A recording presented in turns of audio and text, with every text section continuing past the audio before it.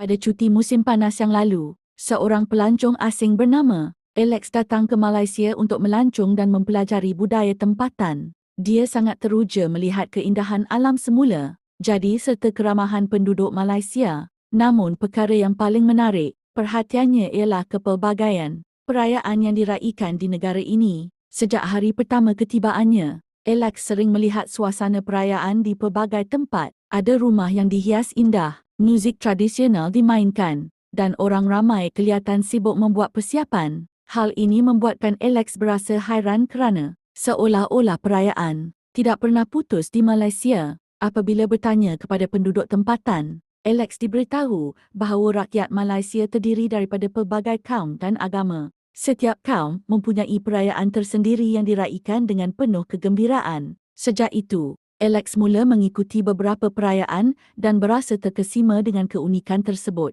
Pertama sekali, Alex berpeluang menyambut Hari Raya Aidilfitri bersama sebuah keluarga Melayu. Dia melihat umat Islam saling bermaafan dan menikmati juadah tradisional seperti ketupat, lemang dan rendang. Suasana rumah terbuka yang mesra membuatkan Alex berasa amat dihargai. Selain itu, Alex turut menyaksikan sambutan Tahun Baharu Kina, Tanglong merah menghiasi kawasan perumahan dan bunyi mercun bergema di udara. Alex teruja melihat tarian singa serta menerima angpau sebagai tanda kemesraan. Seterusnya, Alex menghadiri perayaan Deepavali bersama rakan berbangsa India. Rumah-rumah dihias dengan kolam berwarna-warni dan lampu minyak dinyalakan. Alex terkesan dengan makna perayaan ini yang melambangkan kemenangan, cahaya ke atas kegelapan. Akhir sekali, semasa berada di Sabah dan Sarawak, Alex menyaksikan sambutan Hari Keamatan dan Hari Gawai penduduk tempatan mengenakan pakaian tradisional,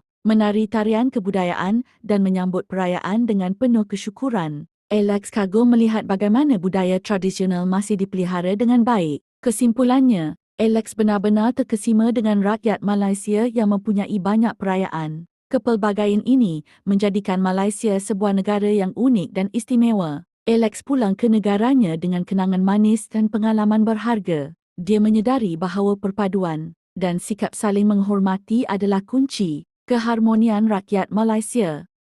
Pesta Keamatan. Pesta Keamatan merupakan pesta tradisi turun-temurun suku kaum Kadazan Dusun Sabah bagi mengingati sejarah Bambazon iaitu menghormati semangat padi. Pesta ini juga merupakan salah satu pesta yang paling popular di kalangan penduduk negeri Sabah. Pesta Keamatan ini diadakan setiap tahun dan disambut sepanjang bulan Mei selama sebulan. Dan waktu kemuncak pesta ini adalah 30 dan 31 Mei setiap tahun. Terdapat pelbagai acara yang diadakan sempena Pesta Keamatan seperti pertandingan tarian Sumazau, pertandingan nyanyian Sugandoi, sukan rakyat, pertandingan Ratu Cantik Unduk Ngadau dan banyak lagi. Kini, Pesta Keamatan bukan sahaja disambut oleh suku kaum Kadazan Dusun, namun ia turut disambut oleh etnik-etnik yang lain di negeri Sabah tanpa mengira suku kaum dan bangsa. Di sini, budaya Dayak diapresiasi dan dirayakan. Bahkan siapapun termasuk orang asing diajak untuk merasakan atmosfernya sendiri secara langsung. Selamat datang di Kuching, Sarawak.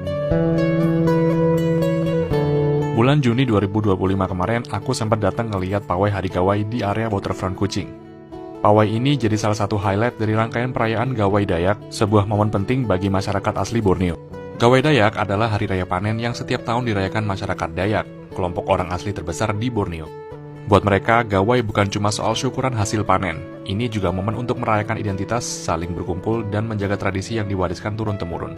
Uniknya, pawai ini digelar bersamaan dengan Rainforest World Music Festival, festival musik internasional yang juga diadakan di Sarawak saat itu. Di sepanjang waterfront, jalan penuh dengan rombongan peserta pawai yang memakai kostum tradisional Dayak, hiasan kepala bulu enggang, kain tenun, sampai mandik-mandik yang khas banget. Yang bikin suasana makin hidup, ribuan penonton dari berbagai latar belakang etnis berdiri berdesakan di pinggir jalan. Sesekali mereka menyorakkan "Selamat Hari Gawai" ke peserta pawainya. Nggak ada sekat, semua ikut larut dalam euforia perayaan.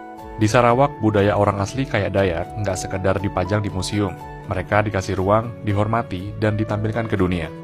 Budaya Dayak nggak tenggelam di tengah budaya Melayu atau Tionghoa, justru berdiri sejajar dan jadi identitas penting Sarawak.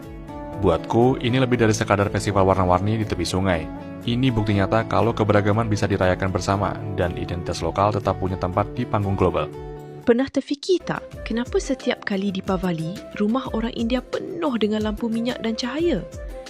Asal-usulnya datang dari kisah epik Ramayana, bila Dewa Rama kembali ke Ayodhya selepas menewaskan Raja Jahat Ravana. Penduduk waktu itu menyalakan Deepam atau pelita kecil sebagai tanda kemenangan cahaya melawan kegelapan, kebaikan melawan kejahatan. Dalam bahasa Sanskrit, Deepavali bermaksud barisan cahaya. Deepa ialah pelita, Avali bermakna susunan. Bila orang India berhijrah ke Tanah Melayu pada abad ke-19, mereka terus mengekalkan tradisi ini.